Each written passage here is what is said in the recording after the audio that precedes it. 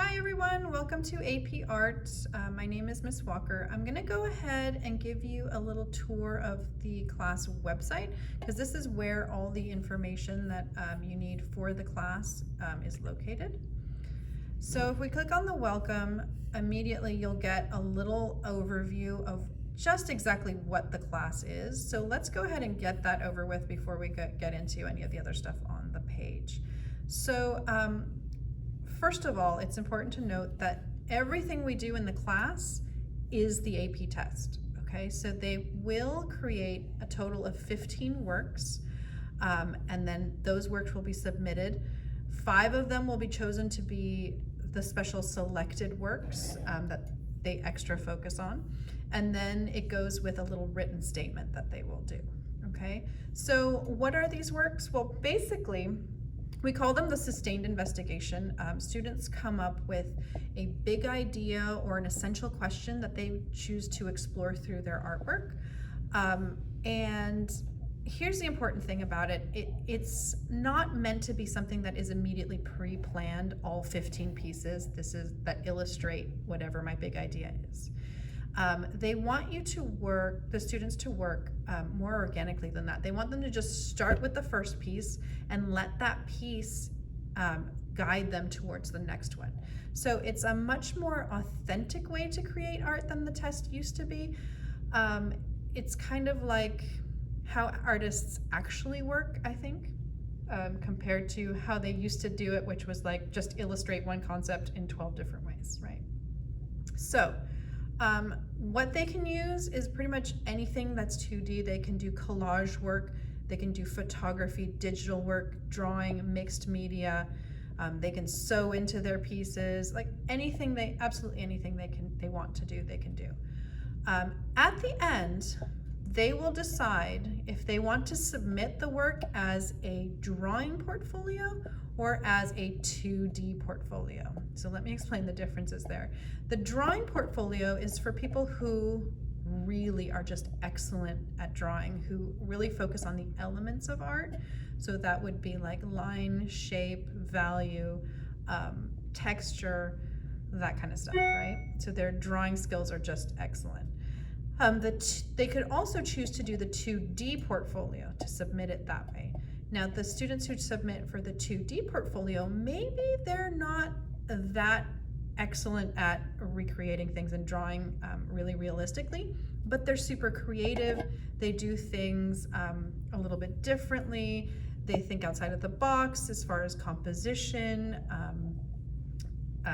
rhythm, repetition, you know, all things that are more principles of design. Okay, so I promise it makes sense to your students. Okay, so here on this page, you can click for a bunch of different examples of what people have submitted and with the actual grades that they received or the points that they received. I'm not gonna open those now, you can do that in your own time, but they're very kind of illuminating. The most important thing for our students is that they know exactly why they made the choices that they did for their work, okay? So the written statement is just as important as the visuals that they create. The 2 major words that they are stressing, that the College Board stresses for this, is that they want to see experimentation and they want to see revision. So when I say that they have to create 15 pieces, it's not necessarily 15 separate individual pieces, okay? They can create a work, photograph it, that's number 1, but then they can decide, you know what, this doesn't really say what I want it to say, so they can alter it in some way, revise it, and then submit it again. So then re-photograph it, and then it becomes a second piece. And they can do that up to maybe like even 4 times for one piece. So that will eventually save a little time in the end, but they definitely have to do some of that. So let's go back up to here. In the website, you'll see the syllabus. This is like the formal syllabus that explains the rigor of the class, the requirements, how I grade, homework policy. This is the only class I have that probably students will need to be working at home a little bit. the time we have in class just really isn't enough. If you go back up to the About menu, you'll see our timeline. Now this is important. This is the timeline of when each piece should be completed by, okay? And I do grade those pieces at that time. And then at the end we have time for writing the written statement and doing the matting before the work is submitted. Okay. We've also got a page with some helpful hints, link to my drawing website, just stuff to go over again in case they need it. Here you'll see another explanation of the sustained investigation, like really what it is. The most important thing for kids is to know why they did what they did, because then that comes up in the written statement.